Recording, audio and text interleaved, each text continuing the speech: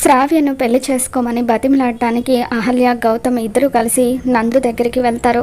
అప్పుడు గౌతమ్ నందుని బతిమలాడుతూ, ప్లీజ్ నందు, దయచేసి నా చెల్లెల్ని పెళ్లి చేసుకో, నేను అహల్యని పెళ్లి చేసుకోవడానికి ఒక బలమైన కారణం ఉంది అని చెప్పి గౌతమ్ బతిమలాడుతూ ఉంటాడు.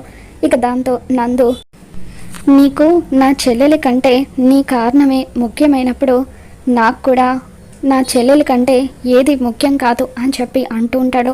ఇక దాంతో అహల్య నందుని బతిమలాడుతూ, ప్లీజ్ నందు, దయచేసి శ్రావ్యని పెళ్లి చేసుకో, ఇప్పుడు మీ చెల్లెలు ఎటువంటి పరిస్థితుల్లో ఉందో శ్రావ్య కూడా అదే పరిస్థితుల్లో ఉంది. దీనంతటికీ కారణం గౌతమ్ గారు కాదు, నేను. కావాలంటే మీ కాళ్ళు పట్టుకుంటాను, దయచేసి శ్రావ్యని పెళ్లి చేసుకోండి అంటూ అహల్య నందు కాళ్ళు పట్టుకుంటుంది. ఇక దాంతో అహల్య మాటలకి అదితి ఎమోషనల్ అవుతూ చూస్తుంటే శ్రావ్య ఏడుస్తూ ఉంటుంది. అహల్య ఏం చేస్తున్నావు అని చెప్పి గౌతమ్ అహల్యని పైకి లేపబోతూ ఉంటే అప్పుడే ఒక్కసారిగా నందు అహల్యని ఒక్క తన్ను తంతాడు. ఇక దాంతో అహల్య కింద పడబోతూ ఉంటే గౌతమ్ అహల్య అని అరుస్తూ తనని పట్టుకోబోతూ ఉంటాడు.